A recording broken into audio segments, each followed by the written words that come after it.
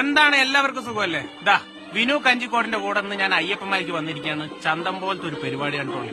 പാലക്കാട്ടുകാർ എത്ര ആളുണ്ടെങ്കിലും ഒരിക്കലെങ്കിലും ജീവിതത്തിൽ ഇവിടെ ഒന്ന് വരണം, പ്രകൃതിനെ സംരക്ഷിക്കണം എന്നുള്ളൊരു സന്ദേശം തരാൻ കൂടി വേണ്ടിയിട്ടാണ് ഞാൻ വന്നത്.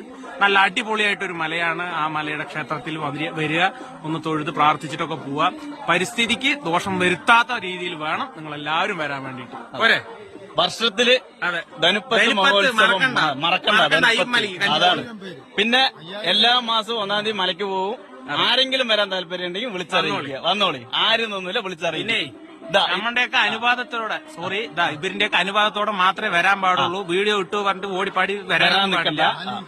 നല്ല അടിപൊളി മൃഗങ്ങളൊക്കെ ഉള്ള സ്ഥലമാണ്. വാക്കിംഗ് കണ്ടൊക്കെ ചെയ്യുക.